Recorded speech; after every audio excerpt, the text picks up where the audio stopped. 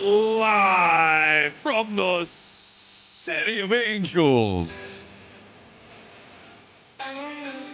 We are discussing the SAG Awards. They ended moments ago. Why are we playing this? It's Timmy Chalamet as Bob Dylan in one of my favorite films of 2024, Complete Unknown.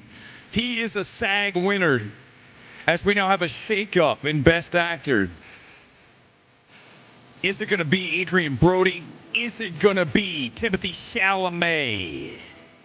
We shall find out. Oscars 1 week away. Huge live stream coming up next Sunday, immediately following, just like we're doing right now.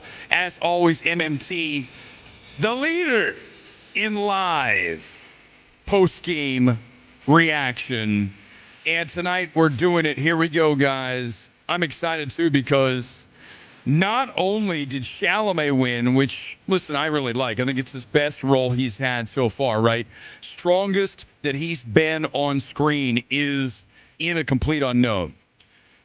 But we also have a lot to celebrate here tonight because Anora is not the winner at SAG. No. Ladies and gentlemen, that went to Conclave. So right now, we might be looking, if you look at BAFTA and you look at where we are here tonight with SAG, Conclave has captured both. This is the best case scenario for all of us. For the world to heal, this is what we need. We need Anora to be shut out at the Oscars.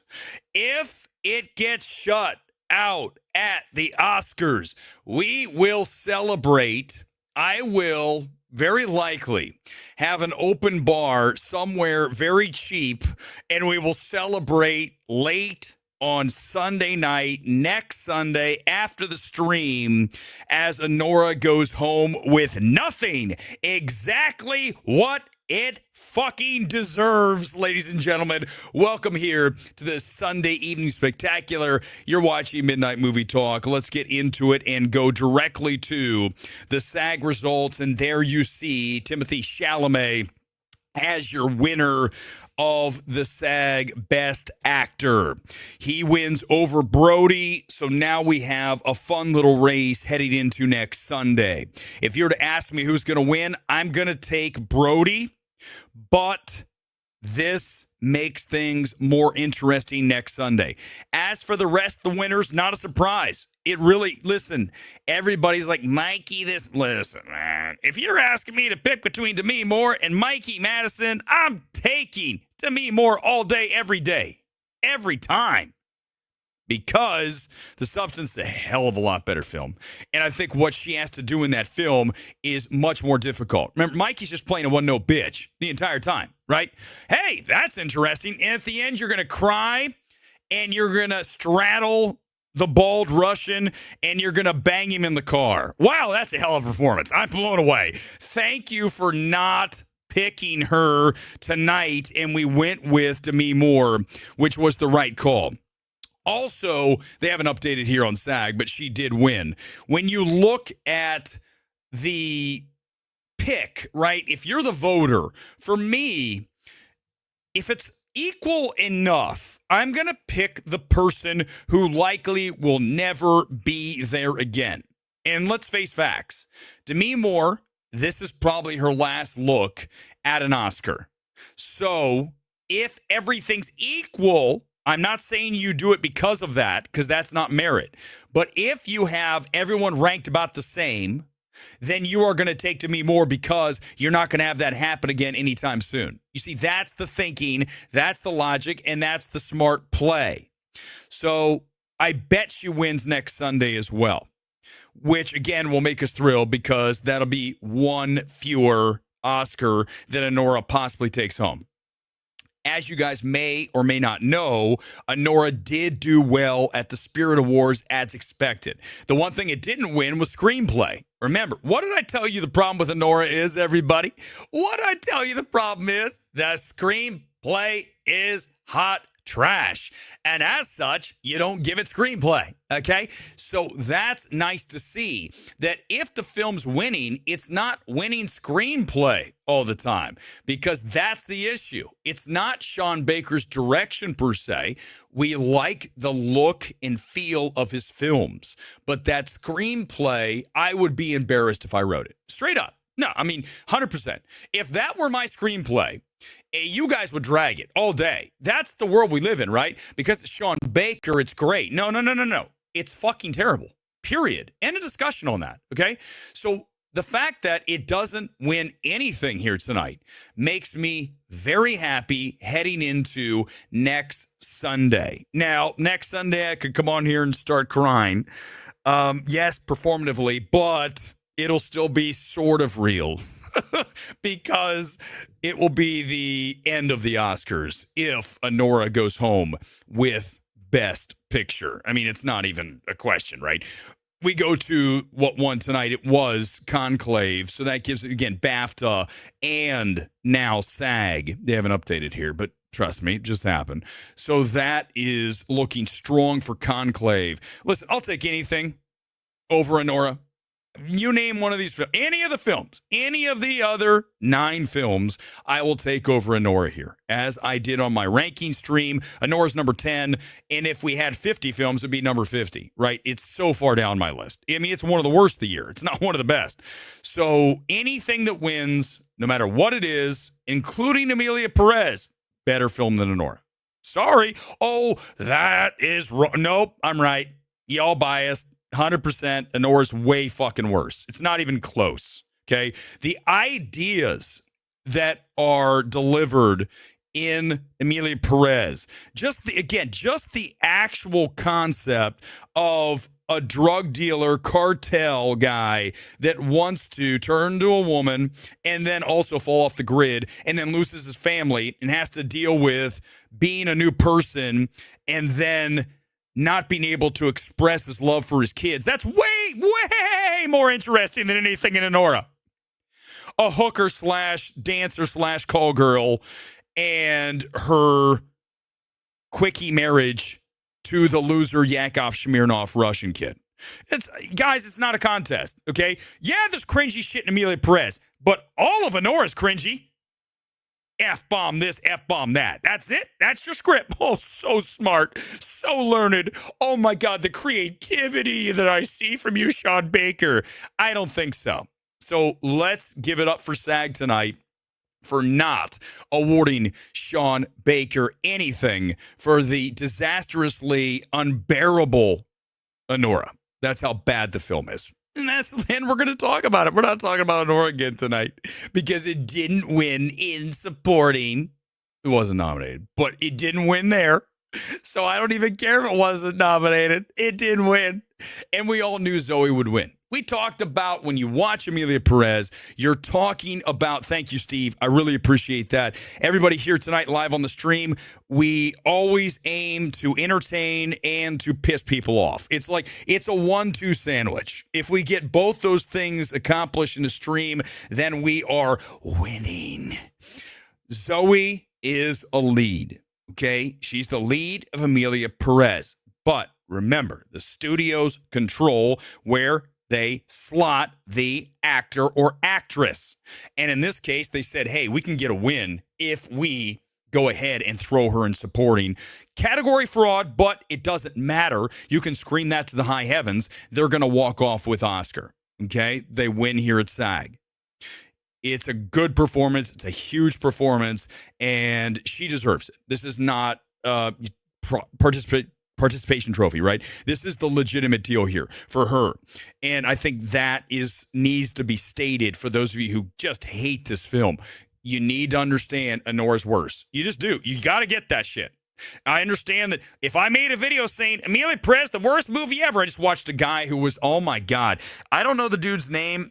Had some time before, and I was watching some film guy, and I felt like I was watching a bad comedian. Now, listen, we try to do goofy shit here, but I'm talking about like a performative act, and I was watching this guy with the 10 reasons why Amelia Perez is awful. And I'm just sitting there going, well, that's why because it's views. Even if you don't believe it, it's views. My hatred of Anora is organic.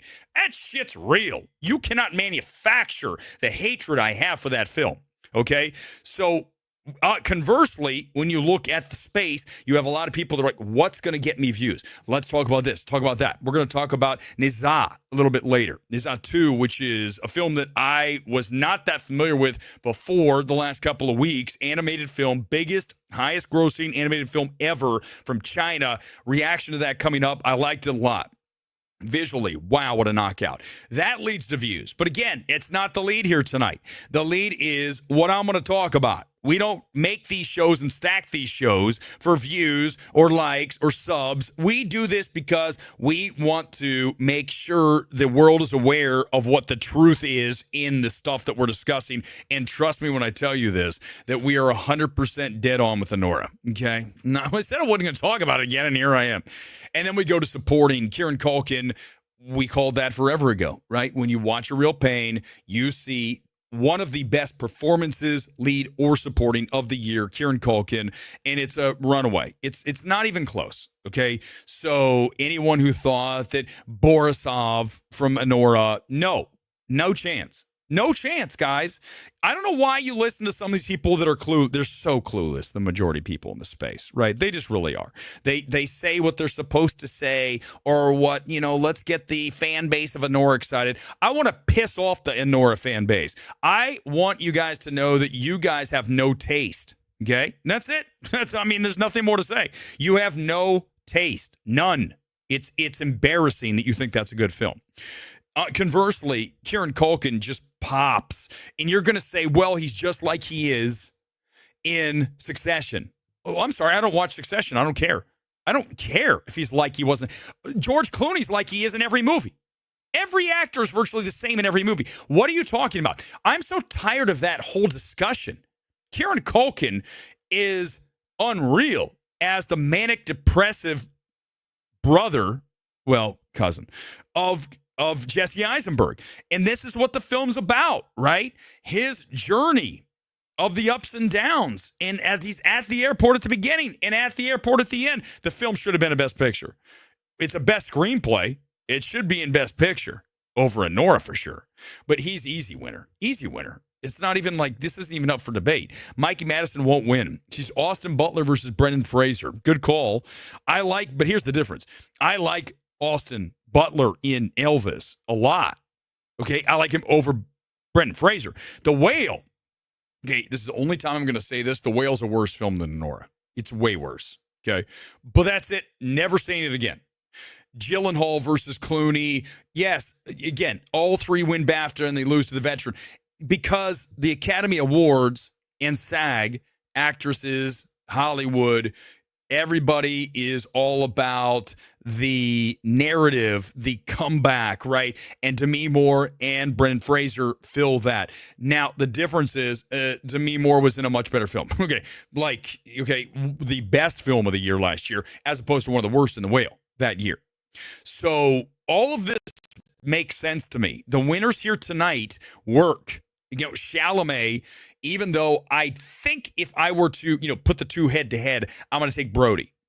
But it is Chalamet's best performance. So it's not like he doesn't deserve to be there. So that's important to note here. Organic hatred raised with exactly. That's exactly what it is. It's none of this stuff's manufactured, right? When we come on here, we are never creating a stream. You're saying things for this. No. I've never walked into any film and wanted to hate it. Conversely, sometimes you walk into film wanting to love it and you turn around and you can't. Or you thought you were going to not like it and you do like it. That's the key. When I go, even with an A-list, I don't want to go spend time in a theater and hate my experience like I did with The Monkey or Anora, two Neon films, right? Talk about a studio that's going to hell. But when you look at the experience of even going to the movies, that's always going to be a sacred thing for me. I love going. It's a way to check out, get totally zoned in and just lose everything but what's happening in front of you on the screen. And I never want it to be a bad experience, but unfortunately that happens way too often, and that's what we're here to do, is to drag those films. We're going to talk about the MCU momentarily. A few more comments and we'll go right into the MCU because it's bad. It's really bad for Marvel Studios. Things are falling apart, and I don't think there's a way to fix them.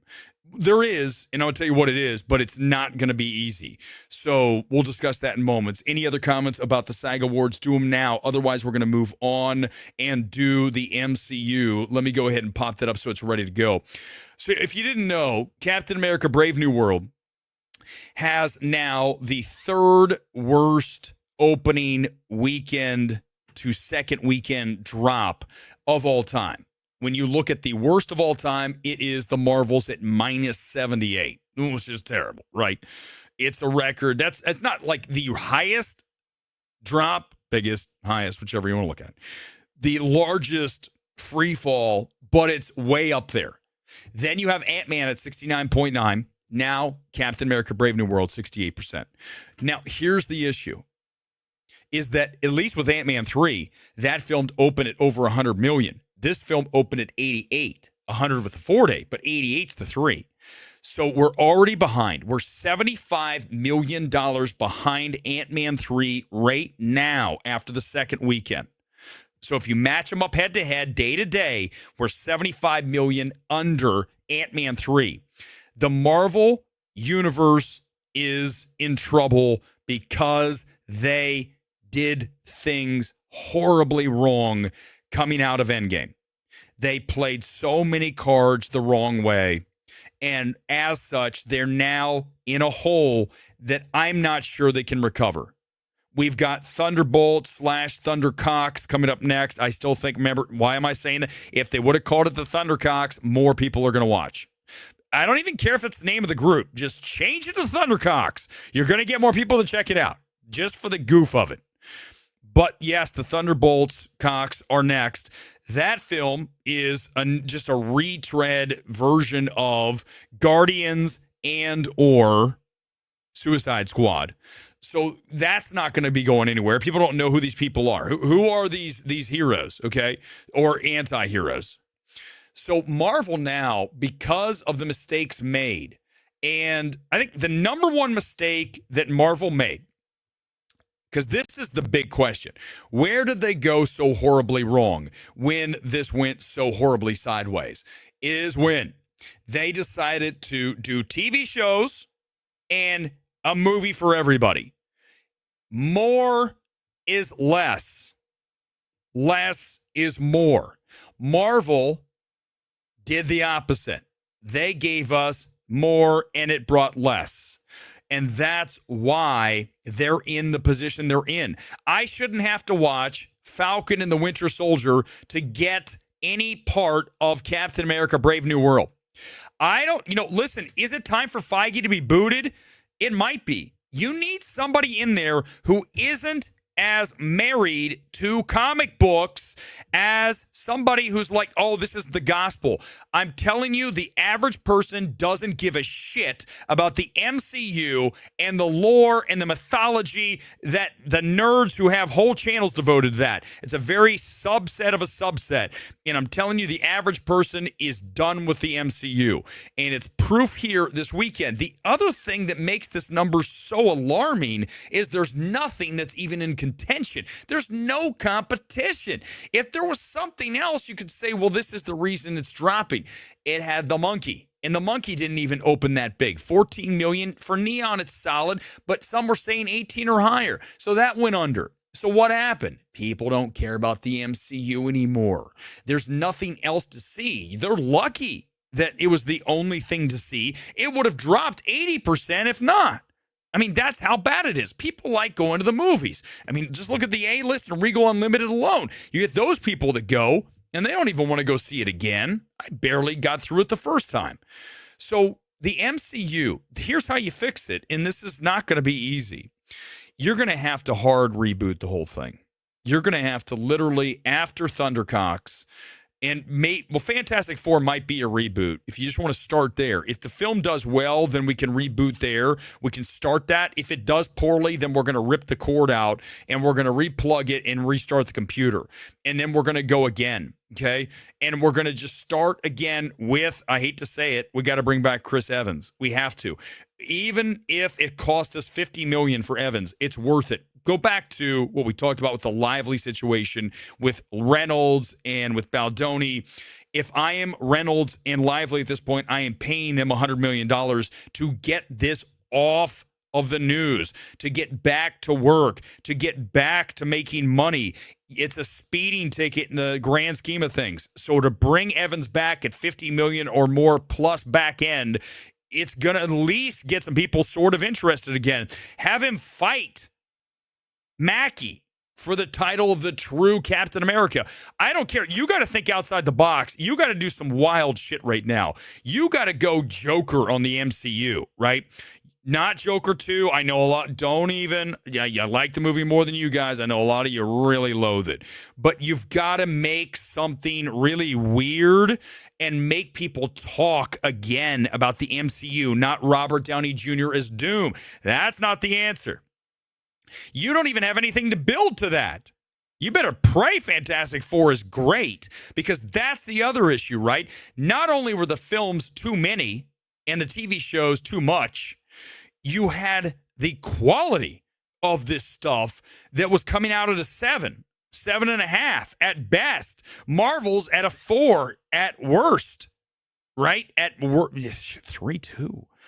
You have to be hitting at 8.5, 9s. They're hitting at 7s if they're lucky. You got to bring it up 2 points on the grading scale. You got to be in the 90 percentile, not the 70s. That's the problem, because we have writers who suck. The majority of writers in this town are terrible. I mean, I go back and look at a movie like Hard Eyes from a few weeks ago. Wow. As a script, the three gentlemen, and I use that term very loosely, who wrote that shit film should never work again. This town is mired in mediocrity at best. The average writer is untalented. Sorry, Mean Weber again. The script we wrote is better than the majority of stuff that I sit through at the movies. And, oh, am I biased? Oh, yeah, but guess what? I'm also very fair. The stuff we wrote is way better. But the reality is this town runs on, well, look, this person wrote this. This person did this. Therefore, let's bring them back.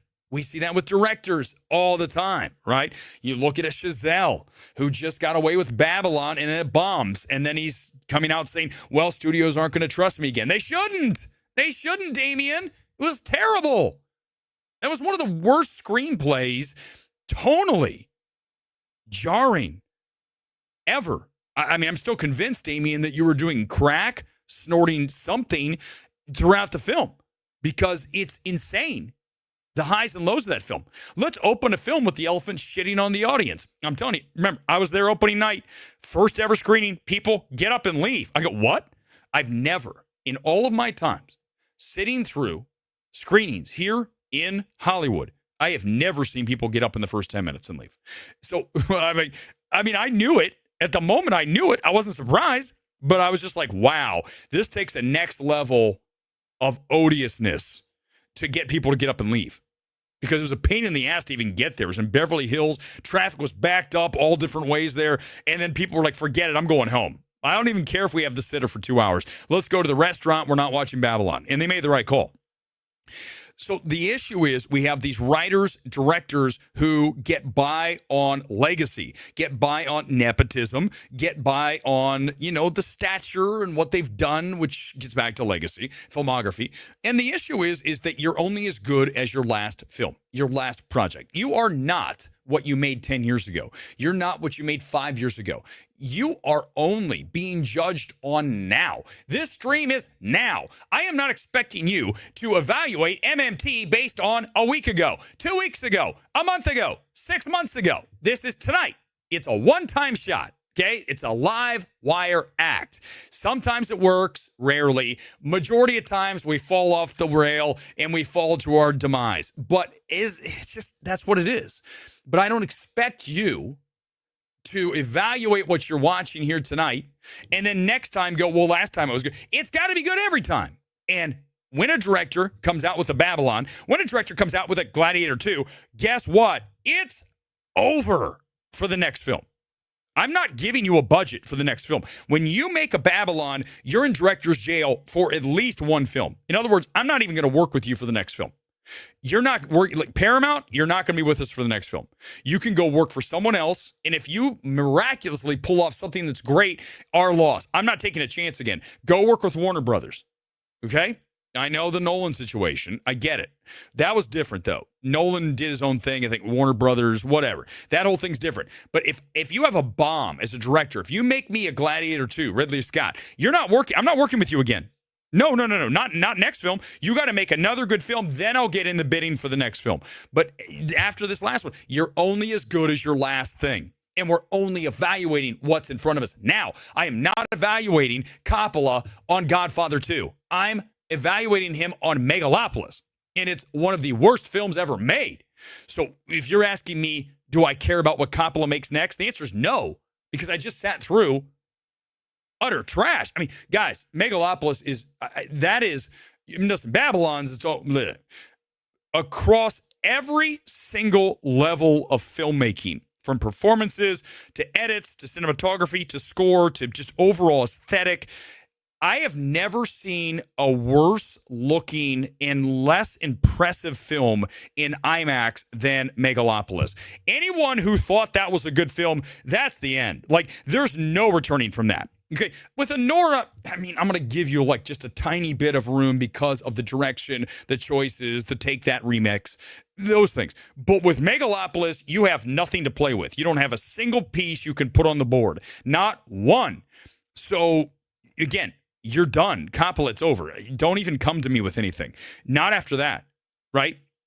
I mean, guys, if you get burned by somebody, are you going to go ahead and believe them again? No, you're not. You're going to be like, you have to rebuild your reputation again, okay? So, as such, these directors are done. There's no negotiation with you right now because I just sat through Babylon. I sat through Megalopolis. I sat through Gladiator 2. That's the end. It's over. Exactly. Because the thing is I don't want to throw someone in director's jail, Dieter. I want to keep my directors working as long as they give me good films. I can tell you who else is in director's jail right now. Osgood Perkins. After The Monkey. Oh, no. Especially, and again, after the final act of Longlegs, you're definitely in director's jail. You were in my studio. I wanted to work with you after Gretel and Hansel, but after Longlegs, money-wise, yeah, I'll still work with you. After The Monkey, I need a break. You've got Keeper, I believe, next. We'll take that. We're going to sit that out, and then if that's good, then I'll get back in the bidding. But you're not going to write because he's shown that he is not a great writer. He is much more of a visual director. I mean, The Monkey looks good. It's got solid, the editing strong, cinematography looks good, assembly, aesthetic. The problem is the screenplay is truly atrocious. So, again, I can't be in business with him anytime in the near future. It's just, you can't get burnt like that and expect somebody to say, okay, let's get back into it again. Let's get it to work. No, I'm going to sit this one out. Get ready, guys. It's time for the live MMT evaluation of Ne Zha 2. I never saw Ne Zha, but if you're unfamiliar with this film, as I was prior to about a week ago when it debuted here in the States, this is China's biggest ever animated film. I believe now it's the #1 animated film ever, all time. Let's show you a bit of the trailer, and then we'll get into what makes this film one of the best visual animated films ever. It's Ne Zha 2. Here comes the trailer live here on MMT. 哪吒，好久不见呐！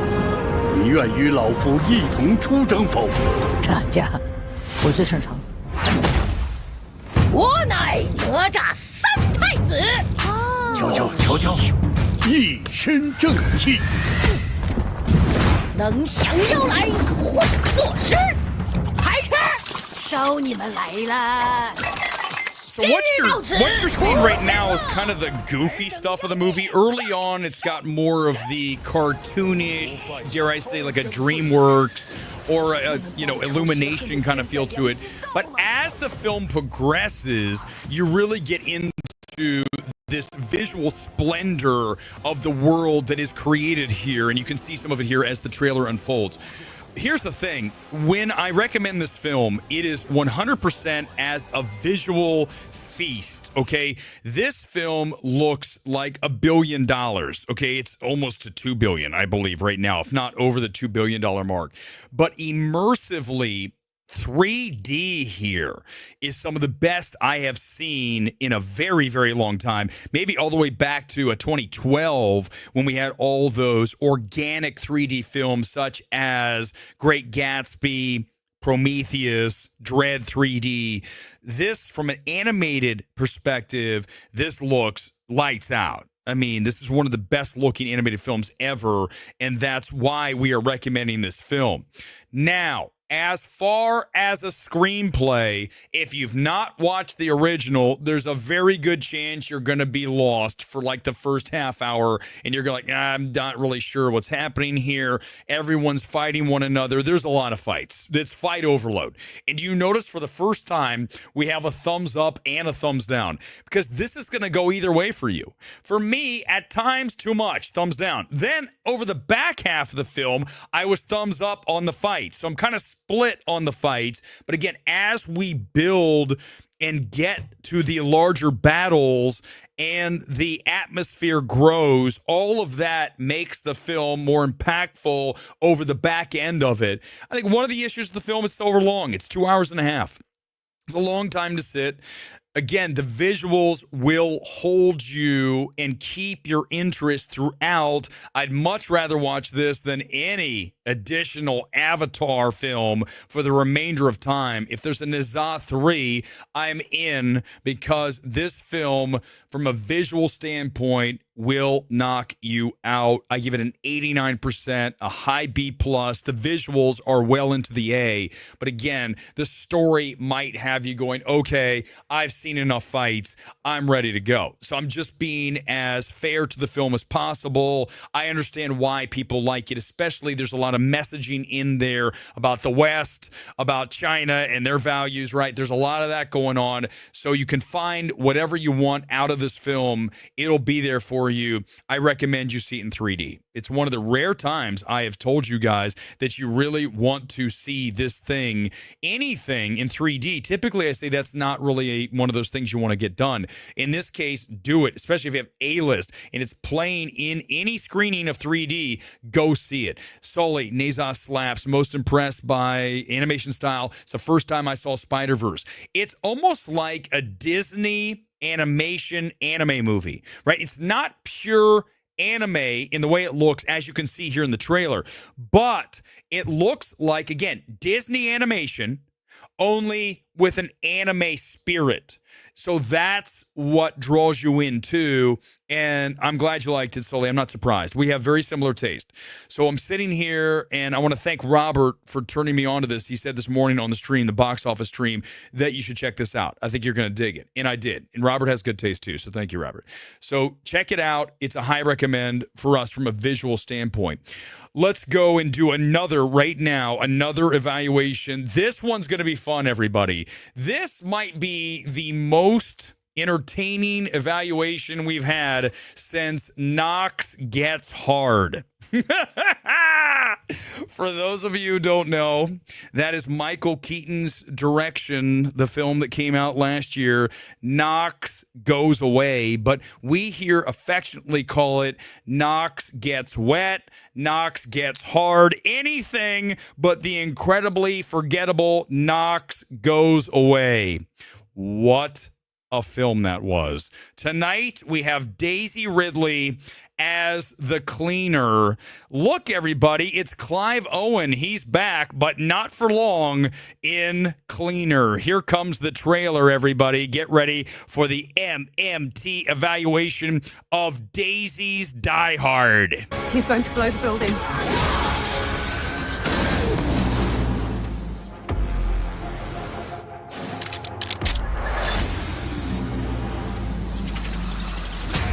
hearing reports of an incident at the Agnian Tower.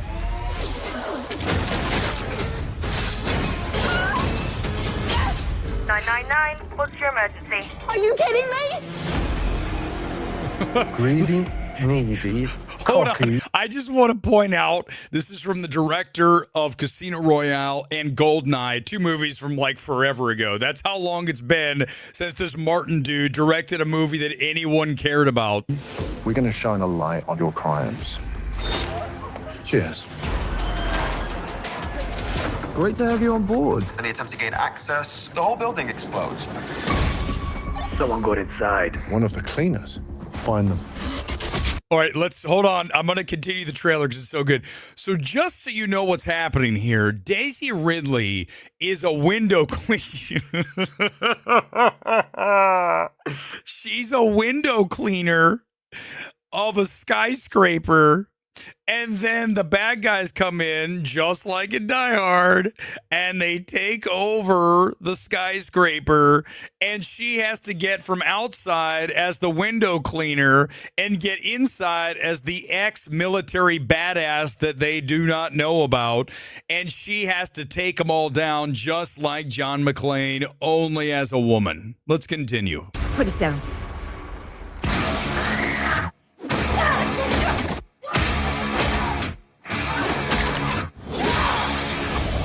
If I did the cleaner, exile me.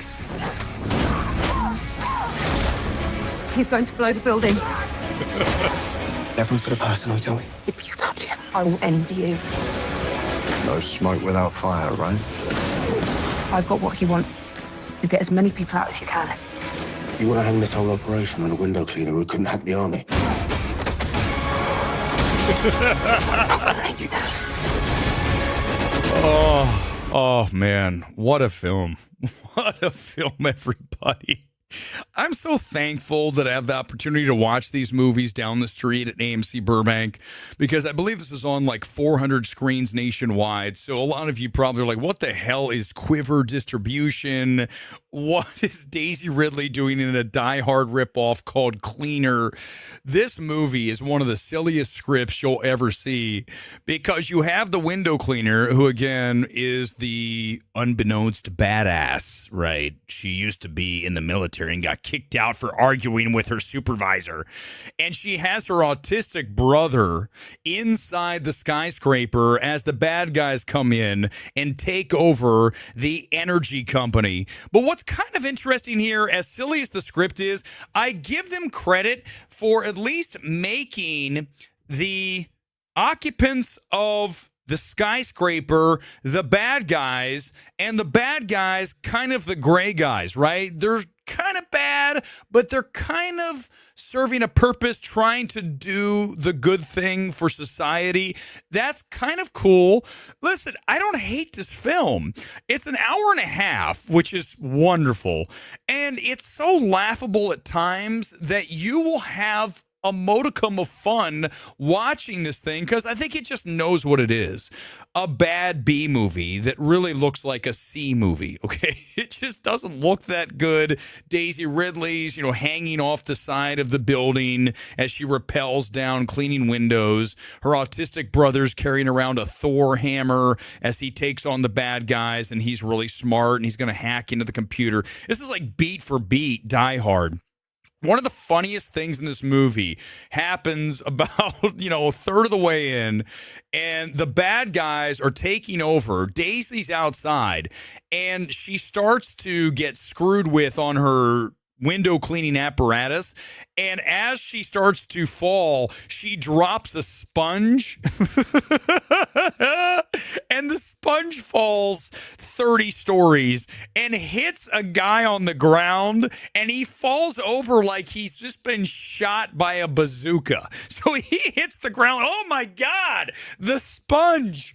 And these people come in and drag him off the pavement, and I was like, this is as good as Fall. When you had the condor, the buzzard, I mean, this is one of those moments in this film. The other thing that is so laughable about this film is Daisy's outside as the window cleaner, and as she is outside looking through the window, everything that could possibly happen within the small sliver of area that she's cleaning the windows is happening right in front of her. What are the chances that in this gigantic skyrise that everything that goes down with the bad guys happens right in front of where she is in the windows on the floor that she happens to be on? That's how stupid this movie is. But yet you can see I had a blast with it at times because of the ridiculousness of what you're watching. The other thing that I really like about this, the number one takeaway, is that this guy is a total badass and I really like him. Let me pull him up so you guys can see him. Let's see if I can find him. Here he is, Taz Skylar. Now look at this guy. Remember this guy's face, because in a second, I'm telling you, he is going to be a big star. Apparently, he's on like a Netflix show that I don't watch. You guys know I don't watch shows. But this dude pops, okay? He's like a hybrid of Taron Egerton and Jude Law. That's a pretty good hybrid, right? He's got a natural charisma. He plays a version of Terry Silver from Karate Kid 3. We're not going to, yeah, it is Karate Kid 3, not Cobra Kai. He's in Karate Kid 3. He looks a little like him. He plays like that. He's also like Jason Isaacs, remember, from The Patriot. He's kind of got that wild, just nutso. He's fun. This movie was way more fun than I expected to have. I mean, I give it a 75%. It's a solid C. If you had a few drinks, it'd probably be in the B's. That's how much fun you'll have watching this film. Daisy Ridley, not a box office star. This film totally bombed this weekend. Of course it did. It's going to be on DVD/streaming within days. But overall, I enjoyed it a lot more than The Monkey or Hard Eyes, that's for sure. Here's what I'd fix about it, though. Okay? Because I've just had fun, kind of, razzing the movie here and there. Here's how you fix it. You've got to, are you saying that the group of Luigi, bring that back in a second. I will definitely answer that. Here's the MMT fix. You need to change the opening scene. The opening scene of this film, let me get rid of him. Let's pull me up. We've seen enough of that guy. Here's the deal. The opening scene is corny, okay? It's her apartment, Daisy's apartment, when she's a little girl, and her parents come back arguing, and it's this long oneer of her like dealing with her parents yelling her kid at her brother, and then she goes outside of the skyscraper to like get away from the abusive nature of her parents. And I'm like, that's not how you open it. Now, I understand you want to bring that back later, but I think there's a way in a flashback scene to bring that back. So what I would do is I'd open with her trying to get to the building. Just get rid of that scene. Open with more energy. Whenever you have an opening to a film, you look at the best Bond movies, right? The Bond opening. You want to get the audience totally invested, like, let's go. And this film just comes out and like, what am I watching? Why are we watching them in an apartment arguing? And then she goes outside and sits on the window ledge, and then the drone shot goes away. And it's not a great opening scene. I get what they're trying to do, but again, for me to fix this, I'm going to go in and fix it. You hit it. You nailed it. It's a bunch of Luigis. I thought about that. I'm like, this is the Luigi Mangione. Is that his name? I think. It's a bunch of them who take over the building. But what's interesting is, right, so the energy overlords, right, the CEO and his brother are bad dudes, right? They do dastardly things. So you empathize with the bad guys, which makes it interesting, more so than the black and white binary, right? Oh, these are the bad guys, therefore I have to root for, like in Die Hard, obviously you're rooting for everyone who's held hostage, get out of there along with John McClane. But in this film, you can kind of see how the bad guys, the shades of gray, are doing the right thing. And I think it has an interesting message. Now, the message I wouldn't necessarily push about climate change, but I think the idea's there. But again, this film's not great, obviously, guys. Come on. But listen, you can do worse than watching Daisy's Die Hard. Okay, you're not going to hate yourself. Put it on at like 11 o'clock at night on a Saturday. Have a few drinks, and you're going to laugh your butt off. Exactly, Nathan. You should be laughing your butt off because they wanted her to be the next big thing. This is a great. I know someone brought this in this morning. Daisy Ridley is now the face of Star Wars, right? Going forward, we know she's in the next films, even though I have no interest. I'm done with Star Wars, don't care. Will I go see? Of course, man. There's still a big societal interest in Star Wars, not what it was. But Daisy Ridley, the actress, is not a box office draw, right? She's here in a Quiver distribution movie. This is not someone whose career is ascending. You look at that movie, The Woman in the Sea, the Disney movie. They tried to make an awards movie. Good luck. It totally bombed. That movie didn't do well in the 5 theaters it was in. Daisy Ridley is not a box office star. People know who she is. So she's going to be able to get a movie like Cleaner made because she is a name. Now, that doesn't mean she's a box office star, but if you're going to make a B Die Hard remake, then you at least need somebody you can headline. Clive Owen, what's interesting about him is, remember when Clive Owen was a star? He's not even that old. And now he's in the movie and he's not in long. That's all I'm going to tell you. Clive Owen's blink and you miss it. And I'm like, I feel like, what happened to him? He did TV and then he just kind of like fell off the radar. I don't think he was that great of an actor. You look at Children of Men, you look at all the films he was in during the early OOs to 10. Clive Owen was like the guy. And now he's relegated to a Quiver distribution movie. I wonder if Film Thread and Gore just miss Cleaner as girl boss bullshit. Maybe. Probably. I'm sure they just said it's terrible. Listen, I wanted to come out and tell you guys this movie's bad, right? It's fun, but it's funny. Again, all the stuff that happens in it, you'll be laughing. I mean, even the fight at the end between Daisy and the Swedish is just like McClane versus the ponytail dude. It's like beat for beat. It's like, did you just like blueprint the fucking script and change a couple of names to make them women? And you add the autistic brother instead of the wife. You have to have some, right? There has to be, it's the same thing, right? We have to have something for our character to care about inside the building. Otherwise, she's like, yeah, I don't really care. I'm just going to continue washing windows. But when her autistic brother is in there, by the way, a poor man's Paul Mescal in this movie. He really looks like him, but again, poor man's. And I don't know if I don't think he does a great job of playing an artistic kid. In a way, I feel like you should almost get an autistic person to play that role, right? Do you guys, I know that's going to get me in trouble for people that are like, well, can a non-gay person play a gay role? But I just feel like if you have a real autistic person, it might read more. It felt like this dude was playing. In fact, when she finally says he's autistic, I go, oh, okay, now it sort of makes sense. I shouldn't have to have her say that line. I should be able to tell he's autistic by his manners and mannerisms before she throws the line out. And because I didn't feel that, then I go, wait a second, what's going on? This is, by the way, I've talked more about Cleaner here tonight than I did about anything. That just shows you why this stream will forever be the niche, little, quiet, little stream that nobody cares about. I don't care. It's fun because this is what I'd rather talk about. This is more interesting to me, to talk about Cleaner and why it was totally ridiculous, and you should probably check it out for laughs. Giving a Bond fix tip as a former Bond director. Thank you. Listen, let me tell you something. He is, right? He's 100%. That's the thing, though. When you look at him as GoldenEye and you look at him at Casino Royale, as these actors age, directors age, a lot of them just don't continue doing the level of work that they did at one time. I've said this a million times, guys. I'm no longer 28, okay? But at the end of the day, every year, I hope to still be cogent. I still hope to be able to communicate. But the reality is, in 10 years from now, I'm not going to be as good as I am today. Not as sharp. I won't be as in shape.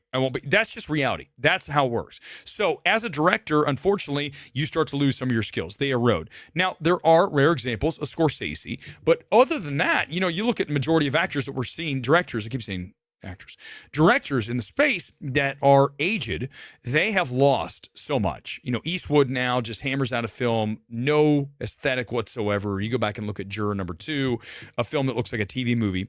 You look at Gladiator 2, film that you very clearly can tell no time was spent on. In fact, look, cinematographer came on and backed us up 2 weeks later saying, hey, he takes no time. He just says, shoot it and go. They're like, it doesn't even look good. We don't care. Moving on.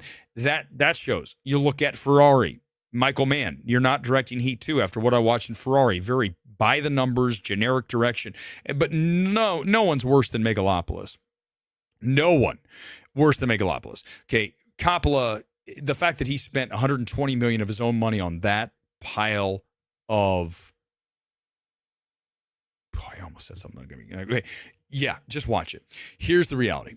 Is that as we get older, you lose the fastball. You lose pitches. And they have clearly lost a lot. In Coppola's case, he's lost everything. It's gone. It's gone, everybody. I'm ready for some open comments if you guys are. We're at 48. I got 12 minutes. I can do open comments. The monkey's hilarious if you're drunk. You've had more explosions than a Michael Bay film, right? Everybody explodes in that movie. The monkey screenplay, real simple. Go back and watch the reaction. You have a bunch of characters that you hate, okay? The entire film. And they're also caricatures, right? They're not grounded real characters. I understand that's not what the film is, but you still want to make them at least enjoyable and maybe somewhat humorous. None of them are. None of the jokes work. And then every kill is an explosion. Girl jumps in the pool, explodes. Girl gets her head blown off. What else? Woman impales her face on the thing, blows up. Everything is someone's head exploding. And The Monkey's not even a horror film. It's not really. It's not scary. It's not a comedy. It's bad. It's one of the worst films of the year. You would have to get me like at least 5 shots in, and I still would hate it. I wouldn't even I would just be like, I wouldn't hate it as much because I'd be drunk. Then I'd be like Gore, right? Walking into a movie already drunk, and that's why you have the reviews that don't make any sense from when he comes out, when he says these things he says about some of these films, because he's drunk.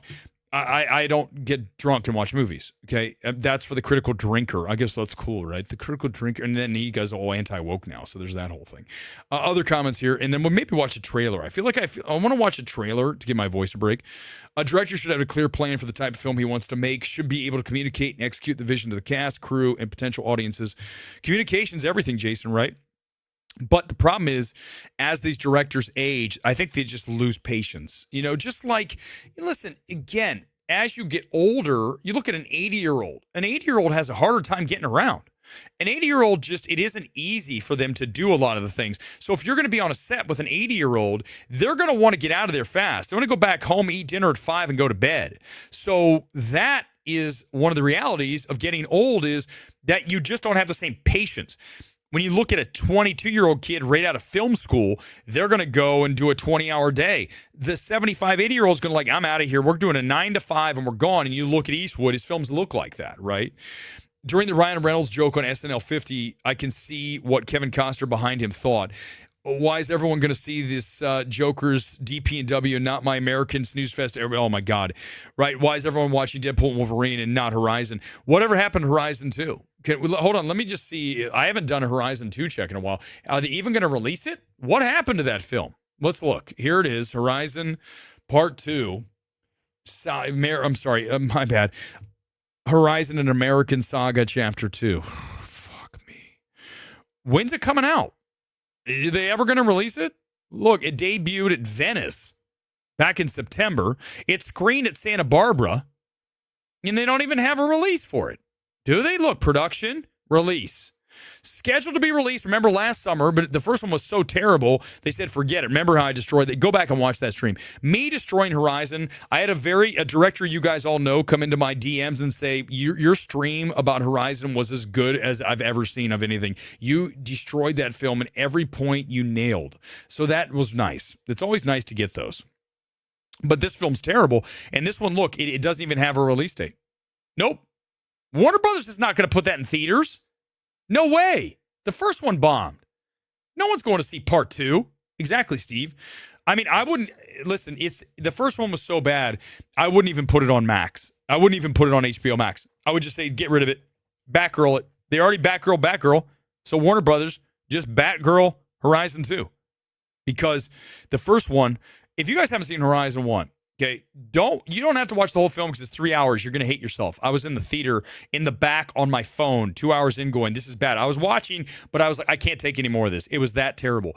But you go back. You need to watch. Just watch like the last 15 minutes, because all of a sudden you're going to get part 2 just start coming into the movie. It's so poorly directed. You're like, what's happening? Why am I watching random scenes? And then you realize, oh, this is part 2. It doesn't even have a thing that says coming up in part 2. All of a sudden, it just starts showing scenes from part 2.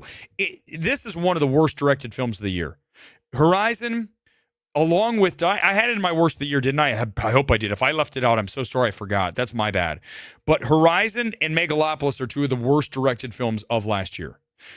Megalopolis is worse, but this film's terrible. So you're not. We're talking about levels of putridness that are so low that it's not even comparing them doesn't matter. But Horizon is just truly an embarrassment at every single level. There's not one element of that film that's good. Same thing with Megalopolis, right? When we're that low on the level. Is there a trailer that I may have missed? Let me just see. We've got like 10 minutes. Otherwise, I'll hit the song and we'll go some comments. But let's see. Let me go to trailers. I feel like there might be a trailer I missed this week. This is the time of the show that I like just, watch it. I don't watch a lot of trailers. We watched Accountant 2 last week, right? So let's see. Where's the trailer thing? Prime Video. Hold on. You guys can watch. This is thrilling, isn't it? Look at Weber. Look for trailers. This shows you I was not ready for this. Because I've done everything. We did everything in under an hour tonight. That's as good as it gets. Why is there not why doesn't the channel show up that says the trailer channel? What the fuck? Dude, why is YouTube so shitty? No wonder no one knows about my channel. Well, there's other reasons. Okay, here we go. You guys ready? Hold on. Let's find a trailer that I haven't watched. Oh, I haven't watched the actor trailer. This is a movie that was just sitting around on the floor at Neon for forever. You guys want to watch this? Listen, Neon, I'm not in love with where they're headed, so I have a feeling I'm not going to like this. Here comes or should we watch the Snow White trailer? I didn't watch that one either. Let's watch Snow White. Okay, here we go, guys. I haven't watched it. Hold on. Give me a second. I'm going to react to this. I have not watched the Snow White trailer, so this is live. I swear to you, I haven't. I have not watched it. Here we go. Get ready. Here it comes. When I was a little girl, my mother taught me how to whistle, because when you whistle, it's your heart singing. Holy shit, the dwarves look terrible. They look bad.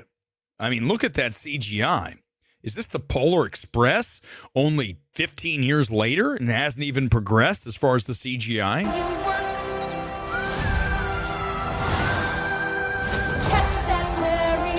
Magic mirror on the wall. Who is the fairest of them all? Okay. Snow White. From Disney. Find Snow White. This could be so much fun. Dude, I can't get over the fact that dwarves look totally like ass. I mean, this is bad. They don't even look real. I mean, I get it, but they don't. You know what I'm saying. I was thinking the same thing. I close my eyes. On March 21st. The girl I meant to be. Is she a Magic. I know this is going to get me in trouble. Can I say it? It's going to get me in trouble. Rachel Zegler's kind of weird looking, isn't she? I mean, people say, oh, Weber, this. I'm fine. I don't care. I'm not in a movie. I'm just saying, Rachel Zegler is not a traditional beauty. Is that fair? How about I just say it like that? Is that nice? I don't care if it's not nice. She's just not right. I'm not saying she's homely. I'm just saying she's not. Forget it. I'm going to get in trouble. Weber's in trouble. He's saying that she's not a traditional beauty. Movie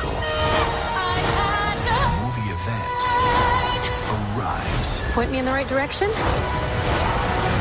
Disney's Snow White. Well, I'm definitely not going to get invited to that premiere. No, they're not going to. Who cares? Screw you, Disney. You get your head up your ass making this. What is this shit? This is terrible. Truly. I don't want to watch that. I mean, little kids, of course. But, let's just hope it doesn't have a scene with a crab on a bed doing a rap song. Because that was the one thing that made Little Mermaid. I was like, I don't know. I didn't hate Little Mermaid. This, I don't know. Listen, I'm going to be fair to it. I don't like the look of the dwarves. And Rachel Zegler's a little weird looking. Weber, you're so fucking mean. God. Why can't I say it? People say, Weber is weird looking. Okay, well, then I'm allowed to do it too. Who cares? I didn't say she's ugly. Just that she's not hot. I think Jenna Ortega's hotter. I think that's fair. Gal Gadot's hotter too, for sure. I mean, Gal Gadot's like drop dead. No question, right? That's a traditional beauty. Okay, right. That's fine. I'm just saying, will people get fired over Snow White? This is a good question because, you know, looking at that trailer, I'm thinking someone's losing their job tomorrow. It's going to bomb, right? We know that. And the thing is, though, I'll be fair. Even though I just said the dwarves look like the Polar Express creepy, I will be fair, and when I see the film, if I think it's decent, I'll come out and say, okay, it's okay at what it's doing. That's fine. Because I did that with Little Mermaid. But I know that doesn't work to sate the audience that wants to hear, it's terrible, it's woke, it's this. But I'm not going to do that. But if it is annoying and agenda pushing and virtue signaling, then of course I'm going to not enjoy it as much. I mean, I didn't like Wish. So don't worry. I'll be fair, but if I need to, gloves come off and we'll pummel it. I mean, that's just how we always do it. The screen unseen tomorrow is probably going to be that Woody Harrelson diver movie. I don't think it's going to be, that movie's bombing, right? Did you guys see that trailer? It's some, I don't even know the name of it. It's Woody Harrelson. And who's the other guy? And they're going underwater, and one of them has to be rescued. I just don't want. It seems confining. I'm stuck in one location. Here he is at the bottom of the ocean. He's got to get out. I don't even have interest in it. I mean, I don't even see a version of that film that's interesting to me. I like the Ron Howard 16. What was it called? Minor 16. Whatever the hell it was called. Was it 16? Whatever the movie was. Yeah, about the boys in the cave. Okay. 16 spelunkers.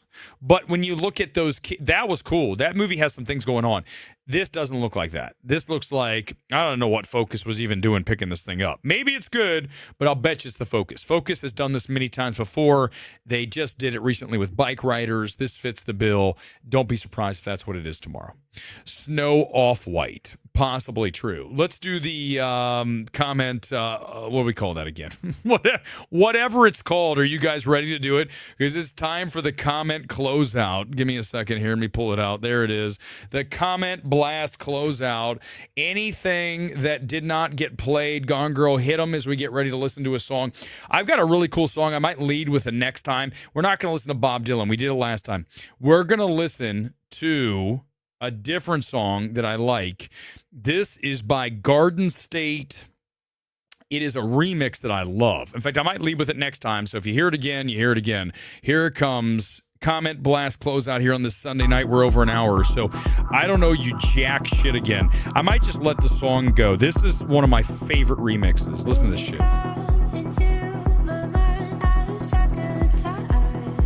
The thump on this song.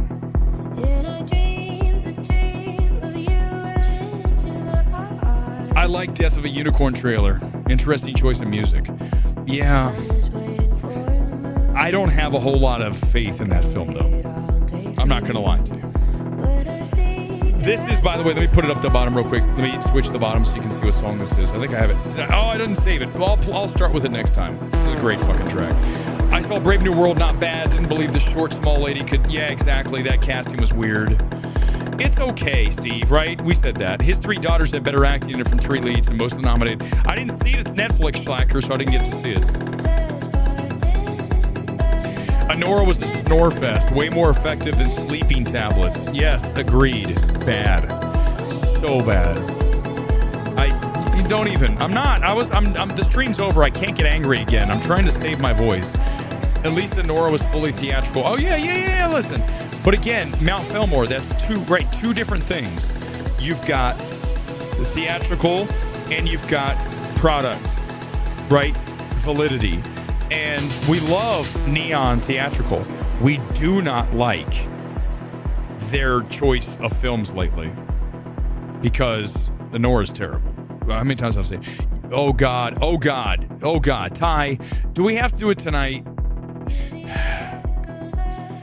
Okay. All right.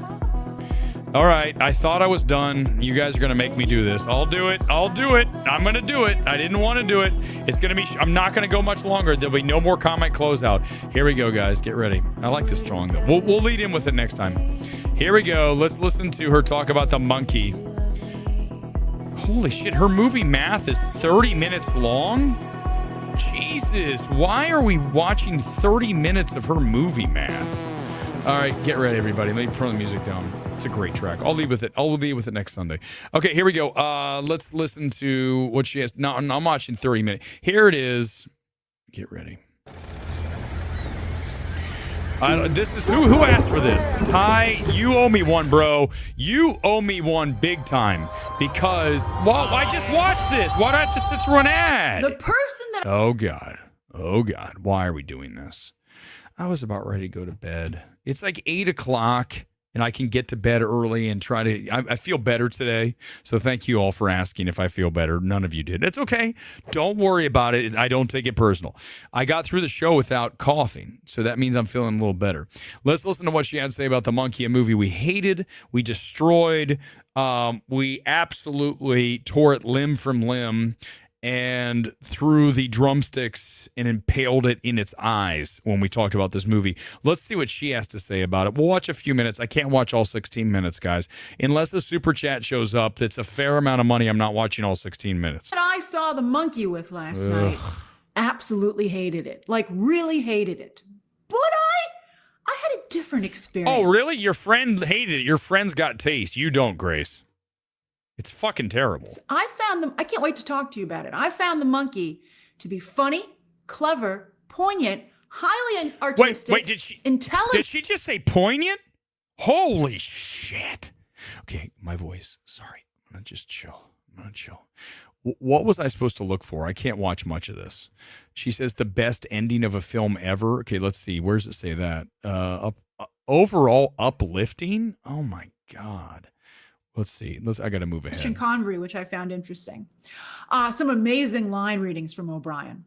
And Rohan Campbell caught my eye in Halloween Ends. Do you remember him there? But he also stands out here as well. No, he doesn't. Tatiana Maslany also. He was terrible in Halloween Ends as Corey. I forgot he was. Really strong that impression kid here. as their mother. That's all I'll say. Meanwhile, two other people I want to point out. Zia Newton has just like 2 scenes in the movie. Yeah, and they're cringy as fuck. What's she gonna say? Hold on. His deadpan comedic delivery. Oh, phenomenal. Very strong actor. I think I'm gonna start a channel. Eric reacts to Grace. Would you guys subscribe to that? That's all the channel will be. Every video will be me watching her videos and hammering them. I'll stop every 5 seconds and hammer it. So it'll literally be like a half an hour thing, and we can even do it live because we don't do edits here. This shit live, man. See here. It's time to change. If I did that thank you, Steve. I guess I got to stay on another second. Steve's coming through with the super chats. I think we should start Erick Shades Grace. Would you guys subscribe to Erick Shades Grace? Go to the park. Where's that? Where's the death of his parents? Hold on. What the fuck?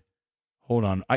Does she point to where we are in the thing? Because all the stuff's on the side, but I don't know where we are. I don't even want it. Here it is. Here it is. I got it. From scratch. So Osgood Perkins said that when James Wan's first approached him to direct this movie, James Wan, who's the producer, already had a script ready to go. Oh, that makes sense because he wrote Dead Silence. That movie's fucking terrible too. And Perkins said that script. James Wan's not a good writer. He isn't. What was the other one? Remember that one he had a few years ago that had the crazy jail scene at the end? What was the name of that? It was so bad. The film was so fucking terrible. And at the end, the jail scene where she kills everybody was kind of cool. But James Wan. Oh, well, I didn't know he wrote some of this shit. Okay, I'm sorry, Osgood. You shouldn't have gone with a James Wan script. It was the adaptation of Stephen King's original novel or short story was very serious. But Perkins said he wanted to go with camp and he rewrote the script. Oh, so it is Perkins' fault. He went with camp from scratch because of his own personal experiences. Now, it turns out that Osgood Perkins, both of his parents, died in horrific, bizarre, you never would have guessed kind of ways. It's very sad and depressing. Go Google it if you want to know. I don't even want it. This is bleak enough as it is. I told you this movie kind of freaked me out a little bit. But Osgood. She's reading her teleprompter, by the way. Perkins said that he had, he went on a journey dealing with those deaths. They were not close to each other. So it happened to him twice and not in a row. And to paraphrase his sentiment and what inspired him to make this movie the way that he has, he said, everybody dies, all different kinds of ways, and you never know how it's going to go. So with that realization in mind, what can you do but smile? And I mean, it's just I think the movie's deeply personal, and you can feel that. I saw another critique of the film that said that it didn't have any human element to it, and I was like, "Are you freaking blind?" Yeah, no, it's fucking no one in here you can relate to, no one you care about. Everyone's a joke. They're a caricature. What are you talking about, Grace? I think she's insane. I'm not gonna go much malignant. Thank you. Fucking terrible. Okay, listen to me. I think she's fucking crazy. I'm not kidding you. This isn't a joke. This isn't funny. Ha ha ha. I think she's off. There's something she's not quite dialed in. There's something a little wrong with her because some of the stuff she says is not a normal person. Now, I understand you guys can say, well, I do. Well, listen, I'm just telling you, some of the stuff she says, I just go, that's just not. She sees things that aren't there, and it's like that's not normal. It's like me talking to you about a dragon, and I'm like, "There's a ghost right there," and I'm telling you, it's gonna get me at the end of the. You'd be like, "What the fuck?" But Grace says it. You're like, "It's normal." Grace, that's what Grace does. We just think she's a little batshit. Well, why does she have so many views? She has 35,000 views. I mean, it's probably the most human horror film I've ever seen because it makes you wait. What was that? What was human that? element to Hold it. on. I was like, are you freaking blind? Hold on, everybody. This might be it. I can't. I think I heard, but I don't want to. Oh God. I mean, it's probably the most human horror film I've ever seen. Whoa. What? What? The fuck did she just... Hold on, one more time. I got to hear that one more time. Feel that. I saw another critique of the film that said that it didn't have any human element to it. And I was like, are you freaking blind? I mean, it's probably the most human horror film I've ever seen. What?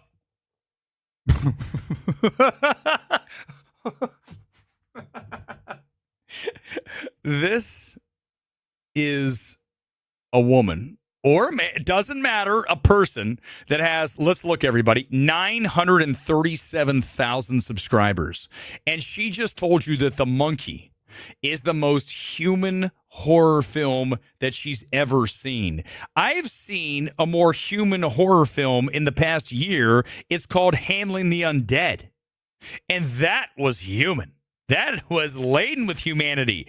And all of the things that you go through in losing a loved one. Not Oz Perkins reliving his tragic parents' death through jokey contraptions and heads exploding. Fucking terrible.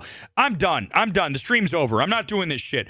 Grace Randolph is an embarrassment to the entire space, and I don't care. I will stop this altogether. If this is what people are going to watch, I'm done. I'm not going to do this anymore. This will be the last stream for a long time after I know that this is what you guys think is good.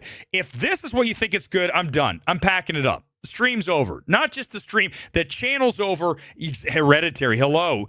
I'm not doing this anymore. I'm done. Grace Randolph, you are the reason we're done. Well, I'll be back on Thursday, but I'm just saying for tonight, I can't do this. I'm done, guys. Good night. The stream's over. Out. Forget it. Never again. Never again.